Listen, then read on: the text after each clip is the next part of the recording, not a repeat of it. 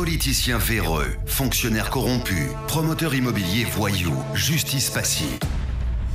La Guinée devient-elle mafieuse? Les grandes gueules d'Adafo Média ne lavent pas plus blanc, mais vous permettent de défendre votre pays en vous informant. Avec les grandes gueules d'Adafo Média, dénoncez les turpitudes, nous garantissons le secret des sources. Envoyez vos documents à espacefmguinée.info, rubrique Contact. Les grandes gueules d'Adafo Média ou le socle de la liberté d'expression en Guinée. Ensemble jusqu'aux portes de 11h.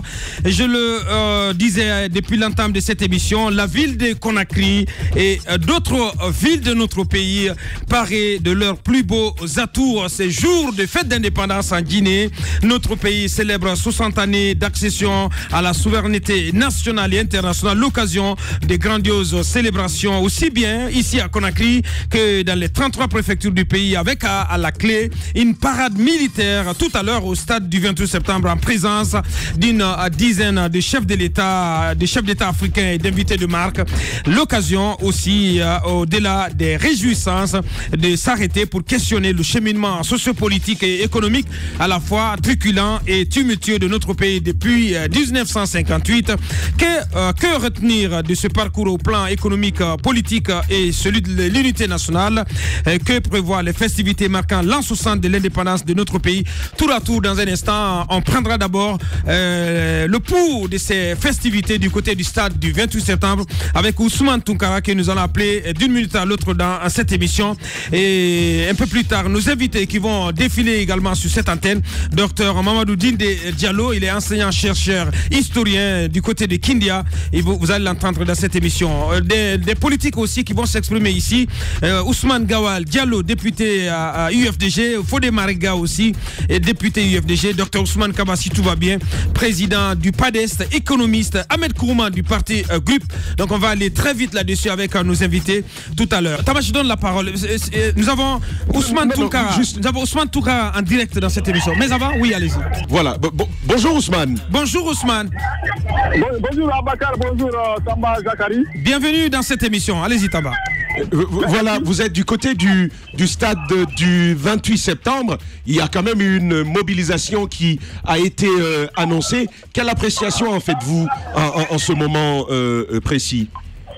Tamba Zakari et tous les animateurs des grandes gueules, je vous fais comprendre que la mobilisation est en train de se faire progressivement. Il y a une très forte mobilisation. Les gens sont en train de rallier massivement le stade du 28 septembre. Alors le dispositif sécuritaire, il est mixte, composé de la gendarmerie, de la police et même de l'armée. Il y a un grand cordon sécuritaire qui est déjà établi au niveau de l'esplanade du stade du 28 septembre. Donc à ce niveau, la rentrée ne se fait pas dans la pagaille, plutôt elle se fait dans la discipline. Quand vous venez, on vous contrôle correctement et puis il n'y a pas de brutalité. Il y a vraiment de la discipline, de la citoyenneté, disons, qui est accordée à ceux qui ont effectué le déplacement au stade du 28 septembre pour la célébration de ce 60e anniversaire de l'indépendance de la Guinée. Bien, vous êtes à l'intérieur du stade déjà, Ousmane. Et qu'est-ce que vous constatez? Parce que la question de Tamba, on la repose.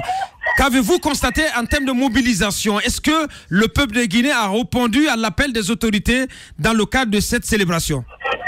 Le peuple de Guinée a répondu, il est en train de répondre à cet appel des autorités pour la célébration, disons, de ce 60e anniversaire de l'indépendance de la Guinée. Le peuple est en train de répondre massivement à cet appel à Bakar Diallo. Ça veut dire que le stade il est déjà plein ou pas? Le stade est en train de faire son plein. Pratiquement, ça refoule du monde. Oui. Alors, jusque-là, oui. Ousmane Tounkara, il y a également plusieurs chefs d'État africains qui sont annoncés. Est-ce qu'on peut savoir quels sont ceux qui sont là déjà? Non, pour le moment, les chefs d'État ne sont pas arrivés. Ce sont les populations qui sont en train de rallier d'abord le stade du 28 septembre. Vous savez, le chef de l'État a procédé tout à l'heure de la zèbre de fer au niveau de la place des Martyrs. De là, il s'est rendu au palais du peuple. C'est du palais du peuple qui va effectuer le déplacement au stade du 28 septembre avec ses invités. Pour le moment, c'est la population qui est en train de faire son entrée dans le stade et attendre, disons, le chef de l'État et ses invités. Bien.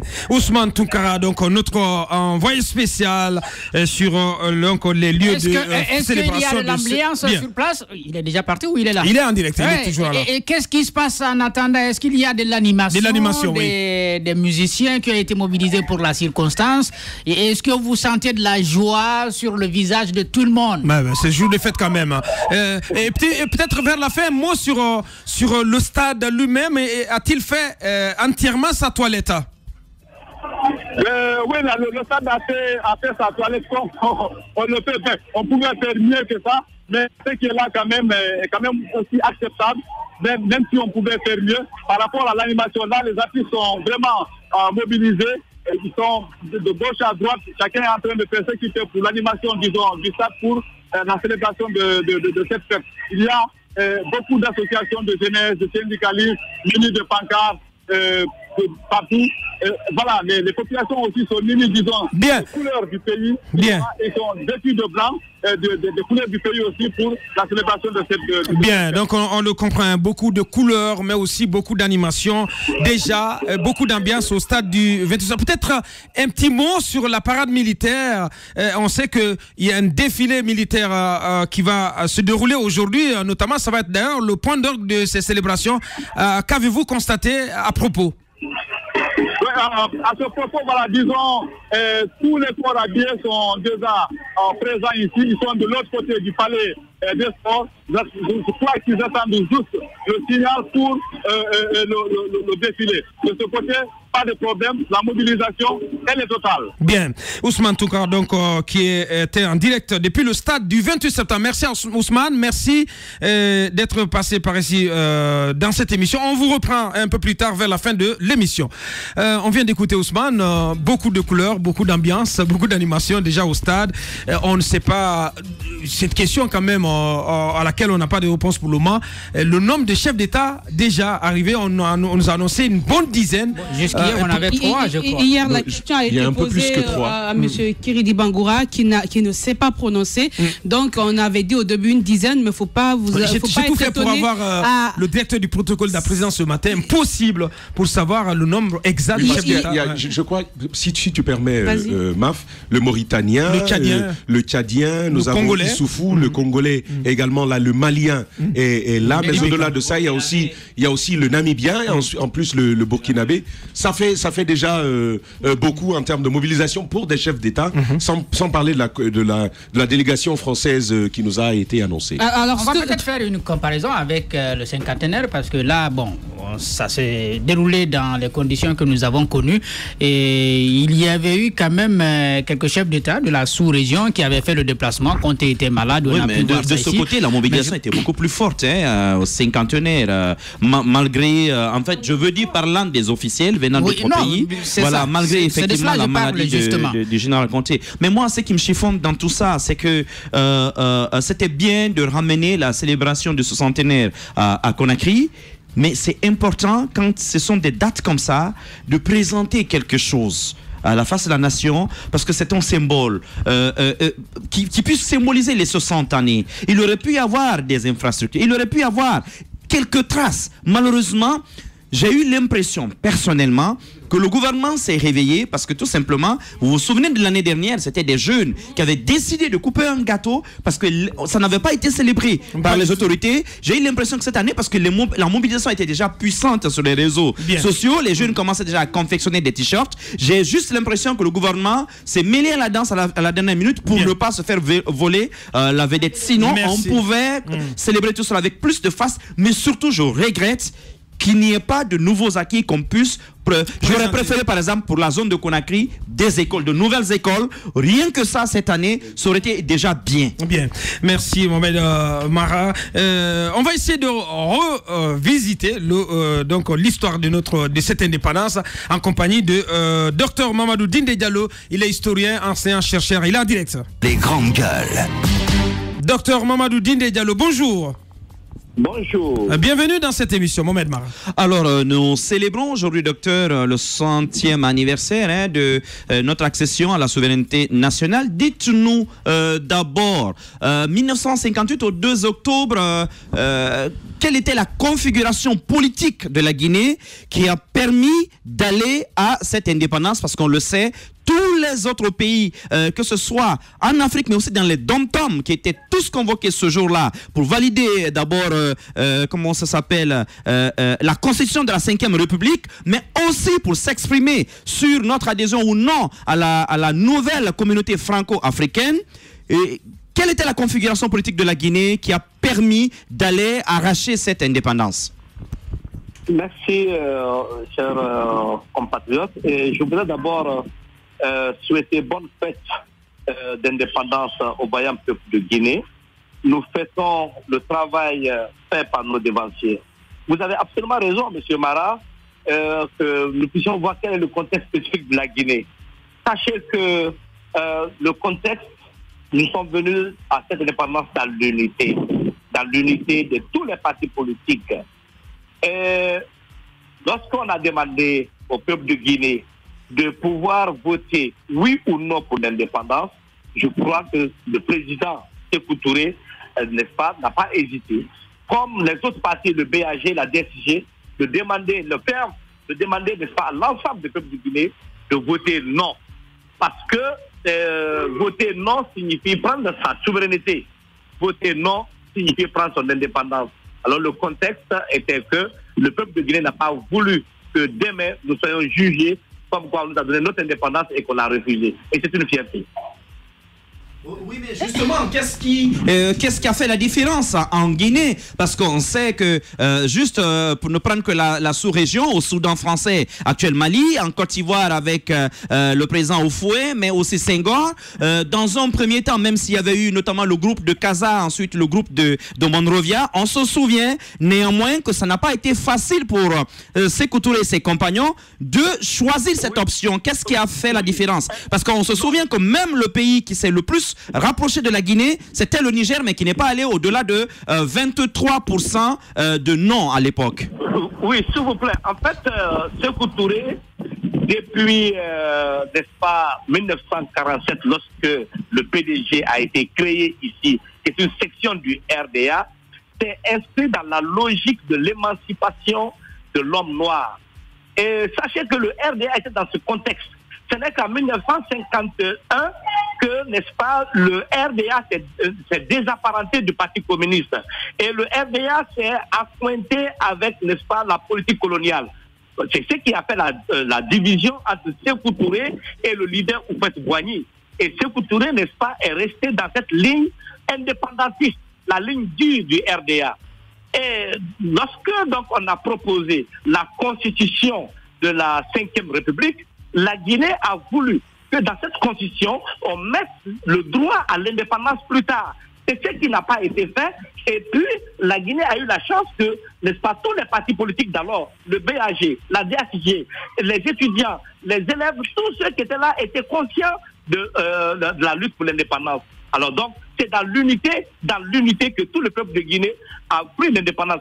Ce qui n'a pas été le cas au Sénégal. Au Sénégal, Senghor était, à un moment donné, indépendantiste.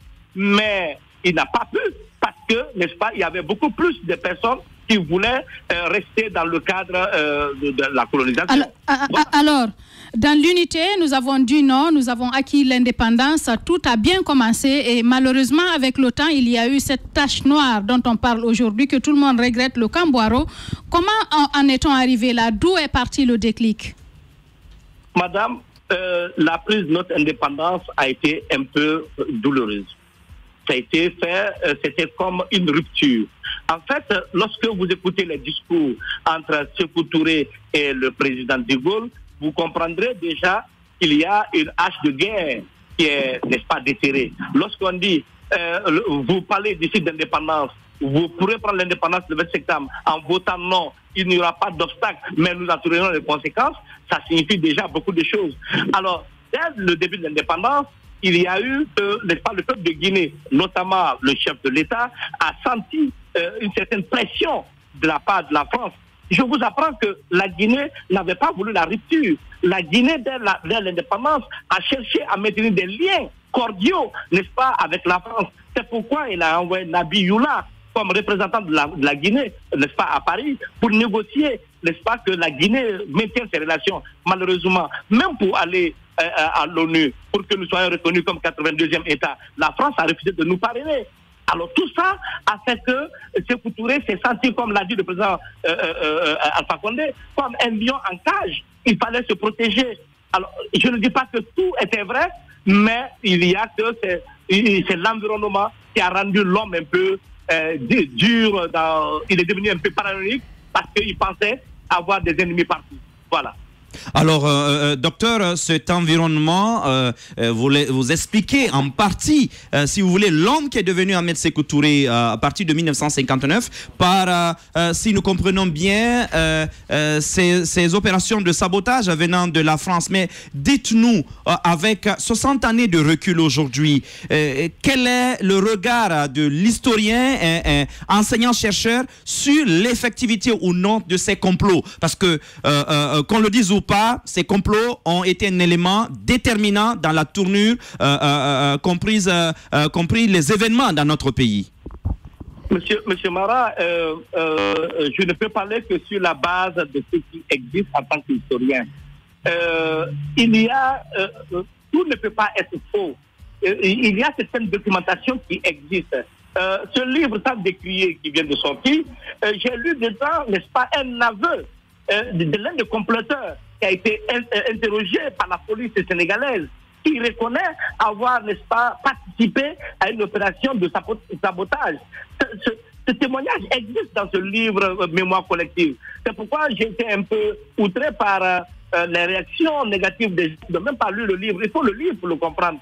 Donc, il y a des éléments qui prouvent qu'il y a eu ces complots, par exemple, certains complots. L'agression de novembre 70, on ne peut pas ne pas accepter que c'était effectif. Les autres, il y a que, malheureusement, il n'y a pas d'archives. L'historien travaille avec les archives. Et les archives qui existaient aussi ont été souvent obtenues par la force. Et on ne sait pas dans quelles conditions réellement les gens ont fait les aveux. Même si nous retrouvons donc ces archives, ils vont s'interroger. Alors, comment est-ce que les gens ont eu à faire ces aveux? Justement, je voudrais votre intervention. Vous écoutez sur les archives parce que comme c'est qu'à l'avènement des militaires au pouvoir après la mort de Sékou Touré, nous apprenons que beaucoup d'archives ont été brûlées. Donc, on a perdu pas mal d'informations. Aujourd'hui, en 2018, les Guinéens ont envie de savoir ce qui s'est passé. Selon vous, comment est-ce qu'on peut repartir de plus belle pour donner l'histoire, pour vendre, pour reconstituer l'histoire de la Guinée dans un document et pouvoir permettre aux jeunes de lire? Comment revenir en arrière en sachant que beaucoup d'archives ont été perdues? Où se dessine l'espoir?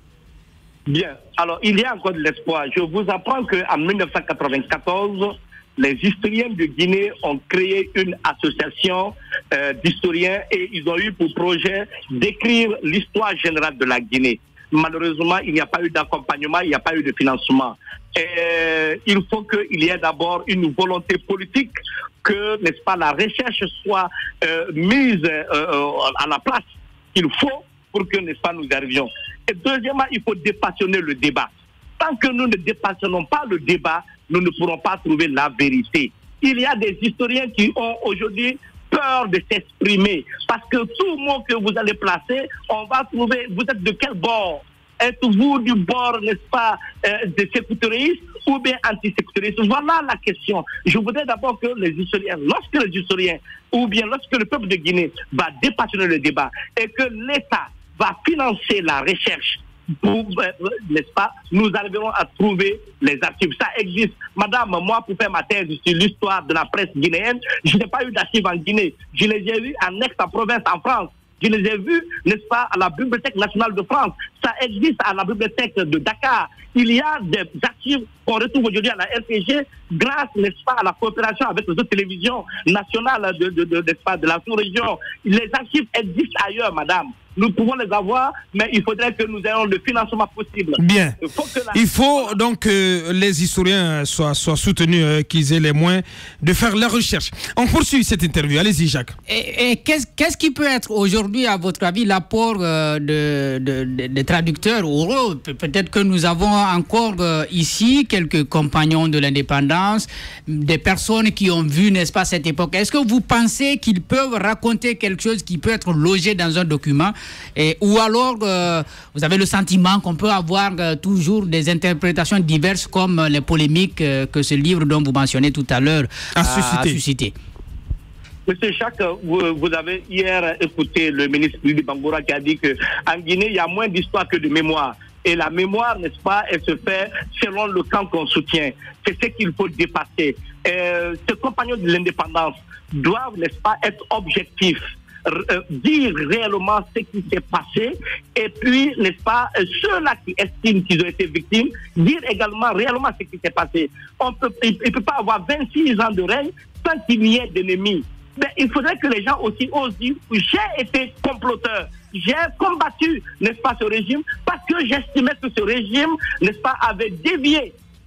Mesdames et messieurs, nous avons pris l'indépendance dans l'unité. C'est dans l'unité que, n'est-ce pas, tous les partis politiques, les journaux, la presse, tout le monde s'est mis dans un parti unitaire. Le PDG est dans son idéologie pour créer la nation guinéenne. Pourquoi aujourd'hui nous n'arrivons pas à le faire? Il faut dépassionner le débat.